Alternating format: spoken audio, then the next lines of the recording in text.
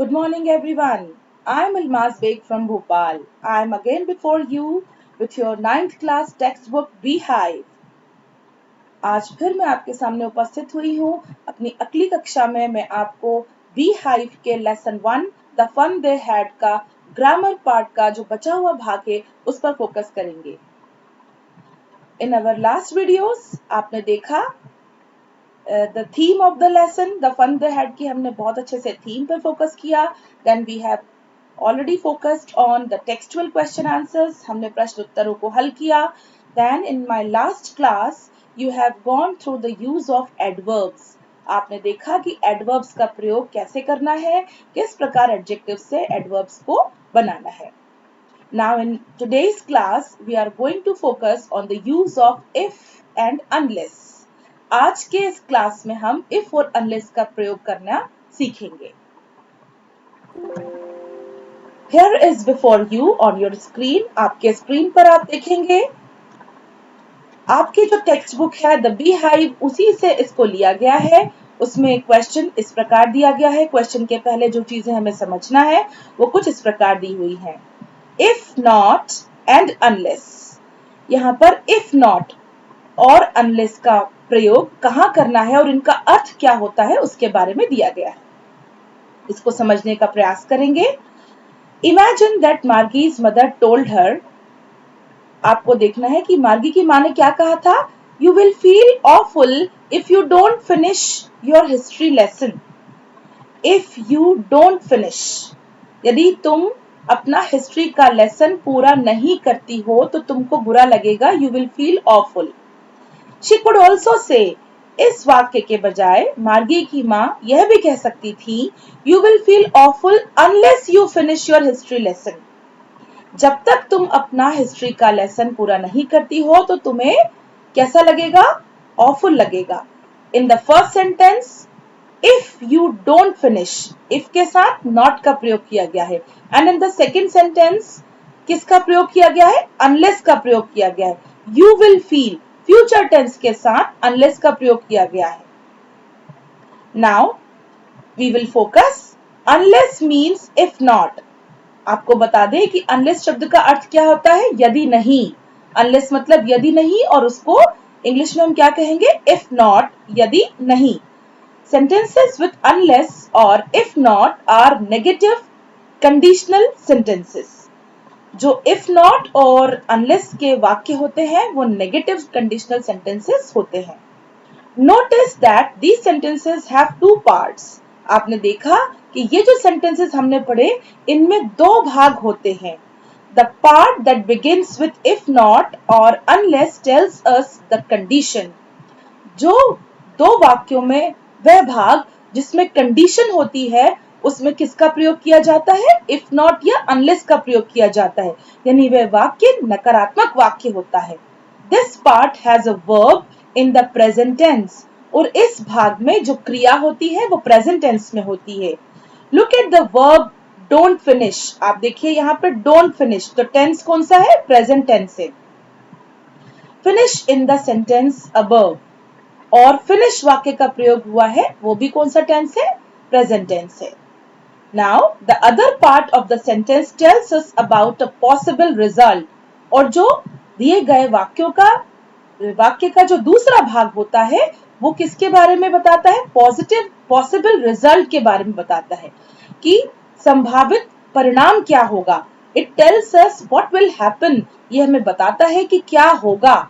If something else does not happen, अगर कोई चीज नहीं होगी तो परिणाम स्वरूप क्या होगा? The verb in this part of the sentence is in the future tense. इस भाग में जो क्रिया होगी वो future tense में यूज की जाएगी. जैसे उन्होंने बताया उदाहरण में, you will feel. यहाँ देखिए किस प्रकार you will feel, तुम महसूस करोगी. फ्यूचर टेंस में परिणाम स्वरूप यदि तुम्हारा हिस्ट्री का लेसन समय पर पूरा नहीं होता, ये प्रेजेंट टेंस है और इसमें नेगेटिव बात कही गई है. इफ नॉट यानी यदि नहीं, तो परिणाम क्या होगा? यू विल फील ऑफुल, तो तुम बहुत ही बुरा महसूस करोगी. तो children, you have gone through the rules of if not and unless. आपने देखा कि इफ नॉट और अनलेस का अर्थ होता है नकारात्मक, नहीं, इनमें दो वाक्य होते हैं, जिसमें नहीं का प्रयोग होता है वह प्रेजेंट टेंस में होता है, और जो रिजल्ट होगा उसका पॉसिबल रिजल्ट, वो उसमें जो टेंस होगा वो फ्यूचर टेंस होगा। Now look at this chart. इस चार्ट पे देखेंगे, यहाँ पर लिखा है फ्यूचर टेंस और यहाँ पर लिखा है present tense. Now I am going to read it for you. There won't be any book left unless we preserve them. We preserve them is a present tense. Now, there won't be any book left. कोई पुस्तक नहीं बचेगी यदि उसको हमने preserve करके नहीं रखा। You won't lean your lessons if you don't study regularly. If you don't study is present tense. You won't lean your lessons. Lean your lessons आपके जो पाठ है वो शाइन नहीं करेंगे, वो नहीं उभर कर आएंगे, वो नहीं चमकेंगे यदि उनको अच्छे से रेगुलरली तुम याद नहीं करोगे। Tommy will have an accident, future tense, unless he drives more carefully. जब तक कि वो ध्यान पूर्वक नहीं चलाएगा, Tommy will have an accident, तो उसका एक्सीडेंट हो जाएगा। These were the few examples in the form of a chart. It is given in your Beehive textbook. इसमें टेंस को दर्शाते हुए और अनलेस और इफ का प्रयोग करते हुए आपको कुछ उदाहरण आपकी टेक्स्ट बुक में दिए गए। Now here is a question before you. आपके स्लाइड पर एक प्रश्न है। Complete the following conditional sentences. दिए गए कंडीशनल वाक्यों को पूरा कीजिए। Use the correct form of the verb. क्रिया का सही रूप आपको यूज करना है। If I don't go to Anu's party tonight, यदि मैं अनु की पार्टी में आज नहीं जाती हूँ तो what will happen? If I don't go to Anu's party tonight, she will get annoyed. अगला वाक्य फ्यूचर टेंस में है और ये वाक्य प्रेजेंट टेंस में है। वो नाराज हो जाएगी। Here I have completed the questions for you. If you don't telephone the hotel to order food, यदि तुम होटल में भोजन का ऑर्डर करने के लिए टेलीफोन नहीं करोगे, you will miss your evening meal, तो आपका शाम का जो भोजन है वो मिस हो जाएगा। मील यानी भोजन, इवनिंग मील यानी शाम का भोजन।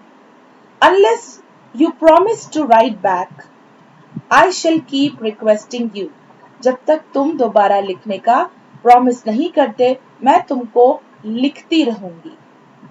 If she does not play any games, अगर कोई गेम नहीं खेलती है वह, she will become lethargic and unfit, तो वह कैसी हो जाएगी? ये परिणाम बताया गया है इसमें। लेथार्जिक सुस्त और अनफिट अस्वस्थ हो जाएगी। The first sentence is showing present tense and the resulting sentence is showing future tense. Unless that little bird flies away quickly, जब तक कि ये छोटी सी चिड़िया जल्दी से उड़ नहीं जाती, the cat will pounce on it. Cat जो है वो उसको झपट्टा उस पर मारती रहेगी। So these were the incomplete sentences which I have completed for you, जिन्हें मैंने आपके लिए पूरा करा है। इसमें if not और unless का प्रयोग किया गया है। अगला वाक्य जो है, हर वाक्य में जो दूसरा वाक्य है वो फ्यूचर टेंस में है, जो कि रिजल्टिंग सेंटेंस है, और जो फर्स्ट सेंटेंस है वो प्रेजेंट टेंस में है। Now let's come to the next slide.